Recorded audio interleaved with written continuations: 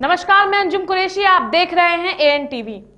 मरता है आदमी 100 बार जन्म लेता है, हिम्मत की कोख से अवतार जन्म लेता है। अगर ये पंक्तियां किसी के व्यक्तित्व को सार्थक बनाती हैं तो वो है लाखों दिलों की धड़कन इमरान प्रतापगढ़ी।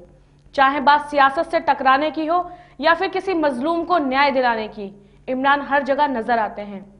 यश भारती से सम्मानित इमरान ने अपनी गजलों को सिर्फ महबूबा या माशूका की जुल्फों तक सीमित ना रखकर आम जनता को अपनी लेखनी में जगह दी है और समय समय पर सियासत की गलतियों को अपनी शायरी के दम पर समाज के सामने लाए।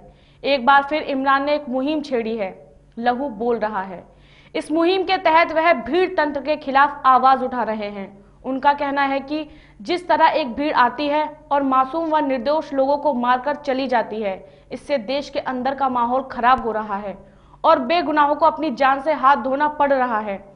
देखिए हमारे संवाददाता एहरार चौधरी और इमरान की बातचीत के कुछ अंश। इमरान सर, मैं आपसे जानना चाहूँगा, कोई भी राजनीतिक दंगा हो या कोई भी विवाद हो, आप उसमें बढ़ चढ़कर हिस्सा लेते हैं, ये प्रेरणा आपको कहाँ से मिली? एक शायर की जिम्मेदारी है कि वो समाज का आईना बने और समाज में जो घट रहा है उस पर अपनी बात रखे और जमीन पे उतर के बात रखे, सिर्फ माइक तक और शायरी तक नहीं। तो मैं जमीन पर इसलिए हूँ क्योंकि मुझे लगता है कि ये घटनाएं हमारे समाज के लिए एक बदनुमा दाग है। मॉब लिंचिंग के जरिए 50 से ज्यादा लोगों को अब तक मारा जा चुका है। ये इस देश के दामन पर एक बदनुमा दाग है। तो मुझे लगा कि मुझे जमीन पर उतर के अपनी बात रखनी चाहिए और ये जो लहू बोल रहा मुहिम है, ये तमाम मारे गए लोगों का जो लहू बोल रहा है, मैं उसी लहू की आवाज बन के यहाँ खड़ा हूँ। मैं यहाँ देख रहा हूँ कि ज्यादातर भाजपा पे इल्जाम लगा रहा है, भीड़ तंत्र की बात कर रहे हैं, लेकिन भीड़ तंत्र में भी कहीं ना कहीं RSS, भाजपा, इन्हीं पे इल्जाम लगा जा रहा है कि एक ही राजनीतिक पार्टी के खिलाफ क्यों? नहीं, इल्जाम उसी पे लगेगा जो सत्ता पर होगी, जो सत्ता के शीर्ष पर होगी। देश में जहां जहां मॉब लिंचिंग की ज्यादा घटनाएं हो रही, झारखंड में सबसे ज्यादा घटनाएं हुई, हरियाणा में घटनाएं हुई, राजस्थान में घटनाएं हो रही, यहाँ सब भाजपा की सरकार। हमारे देश के प्रधानमंत्री महोदय माइक से रोकर कहते हैं कि गौरक्षक जो है वो उत्पाती हैं, गुंडे हैं, वो ये सब ना करें, और उसके बाद भी उनकी बातों का कोई असर नहीं होता। तो मैं कैसे मान लूं कि सत्ता के खिलाफ ना बोला जाए? बोला फिर किसके जाए? जिम्मेदारी किसकी है? जवाबदेही तो सरकार की ही है। मैं उसी सरकार तक उस लहू की आवाज पहुंचाना चाहता हूं जो सड़कों पे बहाया गया है। कातिल ने किस सफाई से धोई है आस्तीन, उसको खबर नहीं कि लहू बोलता भी है। तो लहू बोल रहा है और इस लहू की आवाज को हुक्मरानों को सुनना पड़ेगा। ये आपकी दूसरी मुहिम है, आने वाले टाइम में आप और भी ऐसी मुहिम चालू करेंगे? बिल्कुल। अगर नफरतें बहुत ज्यादा हैं मुल्क में, लोगों के दिलों में, हमने काली पट्टी मुहिम चलाई थी ईद पर, काली पट्टी बांध के नमाज पढ़ी थी पूरे देश के मुसलमानों। फिर उसके बाद हमने लहू बोल रहा है नाम की मुहिम शुरू की, जिसमें हम खून दे रहे हैं अपना। देश की अनूठी मुहिम, आज तक किसी ने खून देकर के विरोध दर्ज नहीं करवाया, हम खून देकर के विरोध दर्ज करवा रहे हैं। और उसके बाद हम जरूरत पड़ी तो और आगे तक जाएंगे और कोई खूबसूरत तरीका अपनाएंगे। हम कोई शोर नहीं करेंगे, कोई नारा नहीं लगाएंगे, कोई धरना नहीं देंगे, कोई प्रदर्शन नहीं करेंगे, लेकिन हम अपने अनूठे तरीके से इस गूंगी बहरी सरकार को जगाएंगे जरूर, ये वादा है।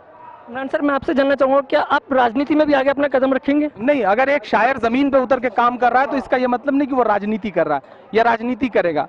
मैं बस कोशिश ये करूंगा कि आवाम की आवाज बन के जहां भी जरूरत पड़ेगी, जिस भी फोरम से जरूरत पड़ेगी, मैं बोलूंगा, क्योंकि मैं आवाम का शायर हूं। दो जगहें होती हैं, हबीब जालिब कभी कहते थे कि दो दरबार होते हैं, एक शहंशाहों का दरबार, एक आवाम का दरबार। मैं आवाम के दरबार का शायर हूं और मैं आवाम की आवाज बन के हमेशा बोलता रहूं। इतनी भीड़ियां आपको देखने आई हुई है, आपके इस मुहिम में साथ है, उन्हें कुछ कहना चाहेंगे आप? बिल्कुल, मैं शुक्रगुजार हूं पूरे देश का।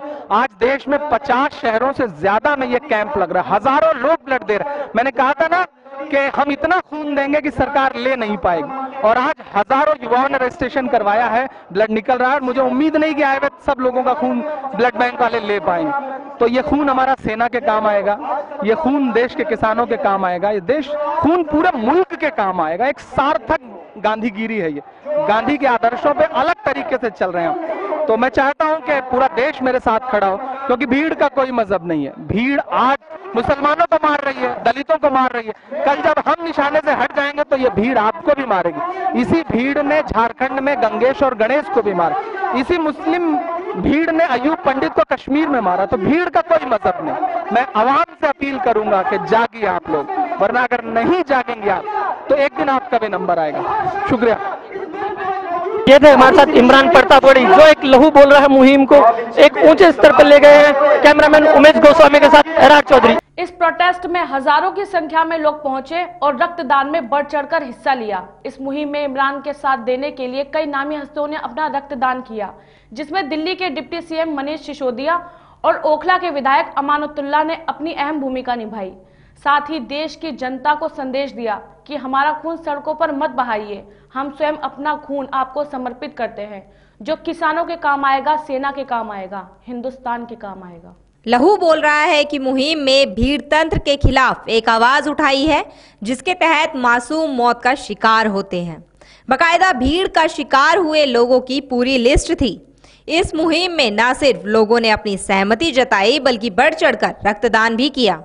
इस रक्तदान के जरिए एक संदेश दिया गया कि हमारा खून सड़कों पर मत बहाइए, यह देश के काम आएगा।